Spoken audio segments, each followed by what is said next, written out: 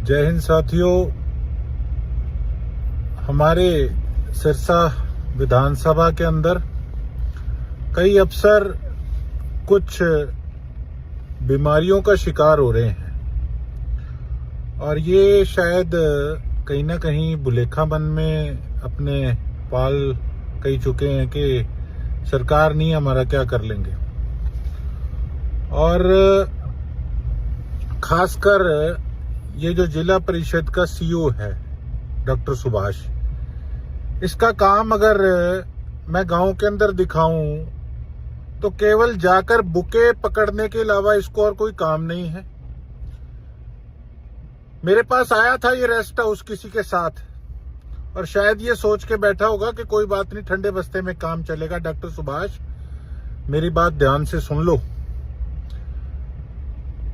कि मुझे लोगों ने वोट दिए हैं। अगर तुम किसी वहम या भुलेखे में फिरते हो कि काम नहीं करूंगा या कागज सारे ठंडे बस्ते में डालकर और कुछ नहीं होगा, आज जाके सफाई शुरू करवाई है मैंने सिरसा विधानसभा के कई गांवों में और ये अपने आप को बड़ा शातिर समझता है। इसको मैंने पूछा कि तूने किया क्या है मेरी विधानसभा में, फोटो भेज दी डवाली हल्के के गांव की। मेरी ध्यान से कान खोल के बात सुन ले सीओ, तुम्हारे मंत्री को सिरसा हम लेकर आएंगे और गांव में तुम्हें बिना बताए विजिट करवाऊंगा मंत्री जी को और फिर तुम्हें बताएंगे कि तुम आखिर यहाँ पे अपनी कुर्सियां तोड़ रहे हो बैठे बैठे, या गांव में जाके सरपंचों से थोड़ा सा दो काम करा के तुम बुके पकड़ के ले आते हो। तुम्हें शर्म नहीं आती? सीओ, अब ध्यान रख लिए, तेरे को कई भड़काने वाले हैं, मैं जानता हूं। अगर मेरे गांव के हालात इस विधानसभा सेशन से पहले पहले नहीं सुधरे, अगर तूने सड़कें बनवाने का, फिरनियां बनवाने का काम करके मुझे रिवर्ट बैक नहीं किया, अगर तूने छप्पड़ों की, गलियों की, नालियों की सफाई अगर तूने डॉक्टर नहीं कराई, तो डॉक्टर मैं ऐसा विधानसभा के अंदर जुलूस निकालूंगा ना, ये मैं सार्वजनिक तौर पे आज कह रहा हूं मैं, क्योंकि कईयों ने वहम पाल रखा था। और जितने अफसर हैं ये कान खोल के सुन लो कि विधानसभा सेशन आ रहा है, जो जो तुम्हें लेटर लिखे हैं जिन जिन कामों के लिए मेरी जवाबदेही है जनता को, वो सारी चीजें इस बार विधानसभा के अंदर केवल उठाऊंगा नहीं, ऐसा खड़दू डालूंगा, तुम याद रखोगे। और तुम्हें छठी का दूध ना याद दिला दिया ना कि तुम सिरसा के अंदर बैठ के क्या कर रहे हो, लोगों के हक मारने का काम कर रहे हो, तुम याद क्या रखोगे। और खासकर ये सीओ, कान खोल के सुन लेना, सेशन आ रहा है, एक एक चिट्ठी लेके जाऊंगा और मुझे अगर वहां पे धरना देकर भी बैठना पड़ा ना, बीच में वहां बैठूंगा चार्ट पेपर ले जाके कि तूने मेरे इलाके के गांव का क्या हाल कर रखा है।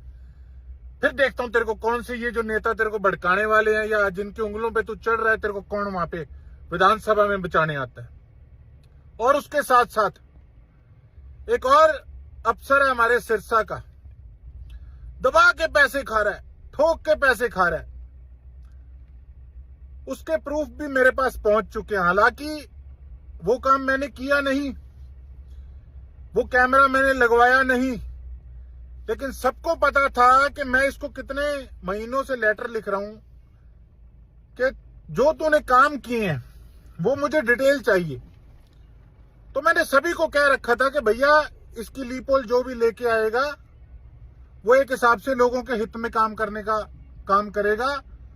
तो एक व्यक्ति ने मुझे उस अफसर की कुछ प्रूफ्स वगैरह दिए हैं और अब उसको मैं सार्वजनिक करने वाला हूं। आज शाम तक, आज शाम या कल सुबह तक उसको सार्वजनिक करूंगा। आप देखना किस प्रकार से ये शरेआम पैसा खाते हैं। और जो अफसर सोचते हैं ना कि चिट्ठी आ गई है, कोई बात नहीं, ठंडे बस्ते में डाल दो, भूल जाएगा, अरे भूल लूंगा नहीं। तुम ये लगा लो कि दिन प्रतिदिन मेरे वो दिमाग में जच जाती है कि वो अभी तक लाइटली ले रहा है, फिर मैं ढील दे देता हूं, कोई बात नहीं, आज नहीं तो कल में आ जाएगा उसका रिस्पॉन्स। पर तुम भी क्या याद रखोगे किससे पाला पड़ा है।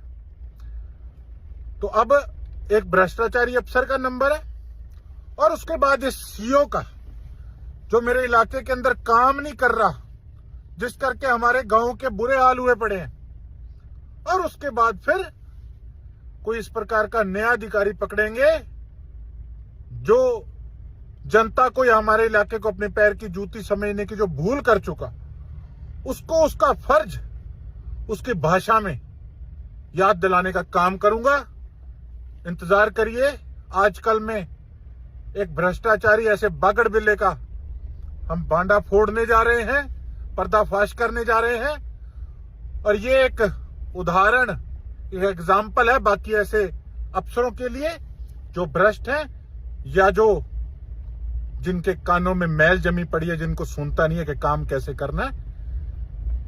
अब 8-9 महीने हो गए, ठंडा रुख तो तुमने देख लिया, अब इस रुख के लिए भी तैयार रहना। बहुत बहुत धन्यवाद। जय हिंद, जय भारत, इंकलाब जिंदाबाद।